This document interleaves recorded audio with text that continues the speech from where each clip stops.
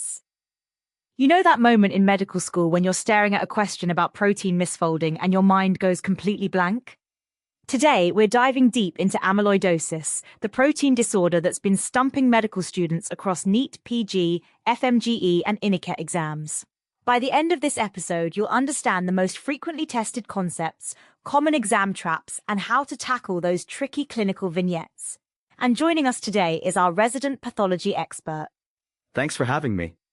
You know, amyloidosis is fascinating because it's not just one disease, it's a whole family of disorders where proteins misfold and create these twisted clumps in various organs. I've noticed it keeps showing up in exams. What makes it such a popular topic for test makers? Well, according to recent exam patterns, amyloidosis questions have evolved from simple recall to complex clinical scenarios. The 2025 NEET PG particularly focused on systemic manifestations. Can you break down the main types that students need to know? Absolutely. The three most commonly tested types are AL amyloidosis affecting plasma cells, AA amyloidosis related to chronic inflammation, and ATTR from transthyretin protein. And these show up differently in exam questions? Exactly. For instance, AL amyloidosis questions often focus on cardiac and kidney involvement, while AA amyloidosis questions typically link to chronic inflammatory conditions. You know what's interesting? I heard there's actually a fascinating history behind how we diagnose amyloidosis. Oh, yes. The term amyloid was first used by Rudolf Virchow in 1854, thinking these deposits were starch-like. It's a great example of how medical terminology can be misleading. Wait, so they got the name wrong? Completely. These deposits aren't starch at all, they're proteins. But the name stuck, and now it's a key term students need to know for exams. Speaking of diagnosis, what's the deal with Congo red staining? It seems to come up a lot in questions. That's another fascinating historical connection.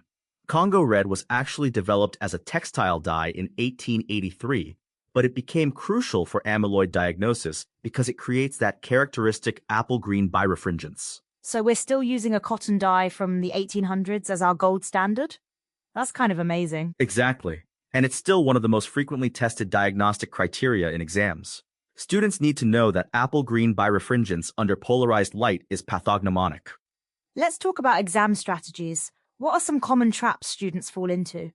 Based on recent exam patterns, one major trap is focusing too much on individual symptoms rather than recognizing the systemic nature of the disease. Can you give an example? Sure. A question might present a patient with heart failure, but also mention subtle signs like macroglossia or periorbital purpura.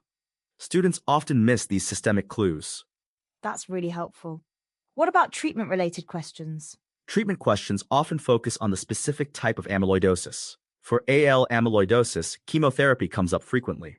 For ATTR, they might ask about organ transplantation. Are there any particular organ systems that get more attention in exams? According to recent exam analyses, cardiac and renal manifestations are heavily tested. The 2025 NEET PG had several questions about cardiac amyloidosis specifically. That makes sense, given how common these presentations are. And don't forget about the genetic aspects. ATTR amyloidosis questions often include family history as a key diagnostic clue. How do students keep track of all these different types and manifestations? I recommend focusing on patterns. AL with plasma cells, AA with inflammation, ATTR with hereditary features. These associations help in quick recall during exams. What about imaging findings? Those seem to show up a lot too. Yes, particularly echocardiogram findings in cardiac amyloidosis. The speckled or granular appearance of the myocardium is a high-yield concept. And lab values. What should students focus on? Serum and urine protein electrophoresis results are crucial. Also, recent exams have emphasized the role of cardiac biomarkers in diagnosis. I've noticed questions are getting more integrated across specialties. That's a key trend. The 2025 exam pattern shows more questions linking amyloidosis to other conditions like multiple myeloma or chronic inflammatory diseases. How should students approach these integrated questions? Look for patterns. If you see protein abnormalities plus organ dysfunction, think amyloidosis. The key is recognizing these connections. Any tips for time management during the exam? For amyloidosis questions, first identify the type based on clinical presentation, then work through organ involvement. This systematic approach saves time. What about rare presentations? Should students worry about those?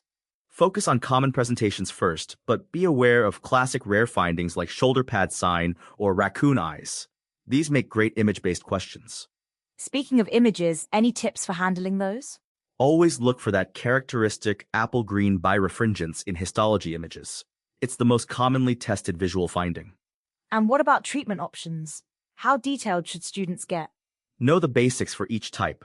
Chemotherapy for AL, treating underlying inflammation for AA, and transplant options for ATTR. That covers most questions. Are there any new developments students should be aware of? Recent exams have included questions about newer treatments like targeted therapies, but they're usually not too detailed at this level. How do you suggest students practice these concepts? Previous year questions are crucial. The pattern from recent exams shows a focus on clinical application rather than pure recall. Any final advice for our listeners? Remember that amyloidosis questions test your ability to connect dots. Look for systemic involvement and think about the underlying protein abnormality. That's really helpful. Let's summarize the key points for our listeners. Focus on the three main types, AL, AA, and ATTR. Know their associations, diagnostic features, and basic treatment approaches. And don't forget about those systemic manifestations. Exactly. The multi-organ involvement is what makes amyloidosis such a challenging and interesting topic in exams. What's your number one tip for exam day? Read the clinical vignettes carefully. The diagnosis is often hidden in subtle clues about multiple organ systems. And remember the historical perspective we discussed. It really helps understand the terminology. Yes, knowing why we call it amyloidosis and why we use Congo red staining helps make sense of the whole topic. This has been incredibly informative. Any last words for our listeners? Keep practicing with previous year questions and always think systematically. Amyloidosis is complex, but it follows patterns. Well, that brings us to the end of today's episode of Copilot Podcasts. Remember, understanding amyloidosis isn't just about memorizing facts. It's about seeing the connections. And just like those misfolded proteins finding their way to different organs, let these concepts find their way into your exam preparation strategy. Thanks for joining us today, and good luck with your exam preparation.